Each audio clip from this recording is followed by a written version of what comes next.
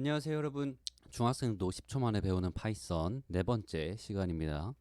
오늘은 변수와 리스트라는 개념에 대해서 배울 거예요. 보통 우리가 변수라고 하면 수학에서는 변하는 수로 간단하게 정의를 하고요. 프로그래밍에서는 값을 담는 공간이라고 부릅니다. num1이라고 되어 있죠. 여기에 숫자 1을 넣고 num2에다가 숫자 2를 넣고 num3에다가 숫자 3을 넣고 이렇게 변수 하나하나마다 값을 집어 넣을 수가 있습니다. 이걸 그림으로 한번 그려볼게요. number1이라는 변수를 이렇게 우리가 선언을 하고 선언하다라고 해요. 여기다가 숫자 1 이렇게 넣으면 이 넘버 1이 이렇게 숫자 1을 이렇게 담고 있는 공간이 되죠. 똑같이 넘버 2라는 공간을 생성을 해서 변수를 만들고 여기다가 2라는 값을 담을 수가 있어요. 자, 근데 잘 생각을 해보세요. 이렇게 모든 값을 다 담기 위해서 일일이 변수를 만들면 굉장히 번거롭고 비효율적이에요. 그래서 이럴 때 어떻게 해야 하냐면 리스트라는 거를 씁니다. 리스트는 간단하게 변수의 모음이라고 할 수 있고요. 이런 식으로 우리가 생성을 할 수가 있습니다. 이것도 그림으로 그려볼게요. 어떤 공간을 이렇게 만들었어요. 이렇게 공간을 만들고 이 공간의 이름을 우리가 간단히 num이라고 하도록 하겠습니다. 그 다음에 아까 숫자를 하나씩 담았다면 이번에 이렇게 모아가지고 한 번에 담는 거예요. 1, 2, 3, 4, 5 이런 식으로. 그러면은 이 값들을 한 번에 담는 리스트라는 게 완성이 됩니다. 리스트도 하나의 변수라고 할 수가 있어요. 이렇게 리스트라고 써봤습니다. 이 리스트에는 항상 붙는 게 뭐냐면은 이 위치에 대한 값이 붙어요. 이걸 사실 인덱스라고 하는데 이 위치 값이 우리가 보통 숫자를 셀 때 1, 2, 3, 4, 5 이런 식으로 세잖아요. 컴퓨터에서는 숫자를 셀 때 0부터 시작을 합니다. 0부터 0, 1, 2, 3, 4 이런 식으로. 그래서 숫자를 우리가 꺼내고 싶을 때는 넘버에 0을 꺼내면 1이 나오고요.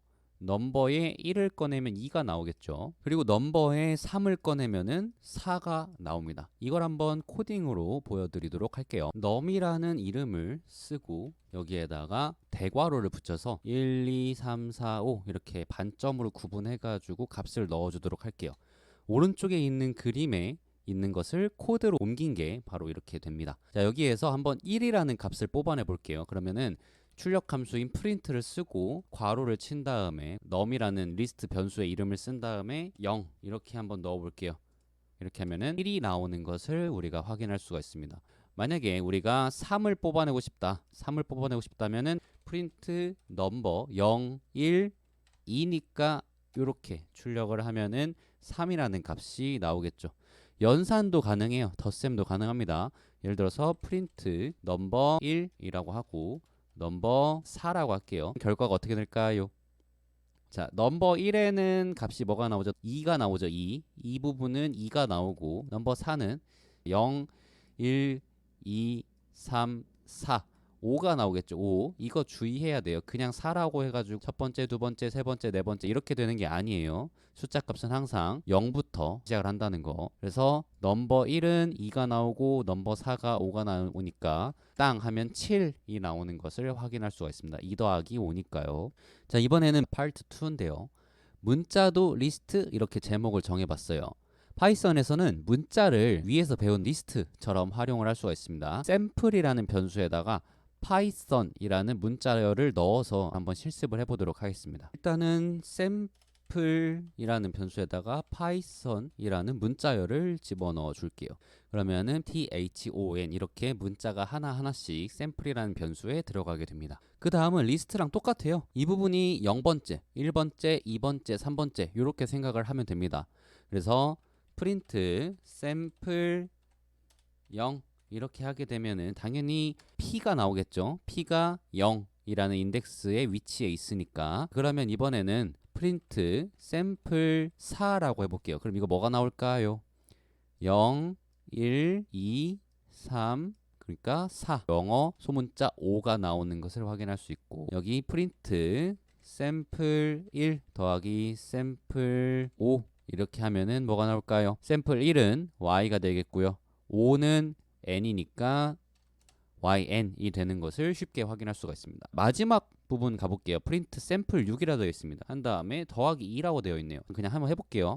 빨간 줄이 막 엄청 어마무시하게 뜨죠. 에러가 났어요. 이게 왜 에러가 나냐면 일단 첫 번째로 6이라는 값이 이 파이썬이라는 문자열의 인덱스 범위를 넘었기 때문에 그래요. 그래서 string index out of range 라고 되어 있습니다. 0, 1, 2, 3, 4, 5까지만 되는데 6이 나오니까 당연히 뽑아낼 문자열이 없기 때문에 에러가 뜨는 거고, 두 번째로 문제가 생기는 게 뭐냐면 이런 식으로 한번 고쳐볼게요. 이렇게 해도 에러가 나옵니다. 왜 에러가 나올까? 우리가 잘 살펴보면은 can only concatenate string 이렇게 돼 있죠.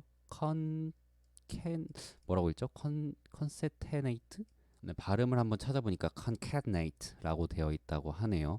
어쨌든 뭔가 이렇게 이을 수 없다, 결합할 수 없다라는 말이 됩니다. 이게 왜 안 되냐면은 샘플 3은 h가 나오죠. 이 h라는 거는 문자예요. 문자. 이 2는 숫자죠. 그러니까 문자랑 숫자가 결합을 할 수가 없는 자료형이기 때문에 안 되는 거예요.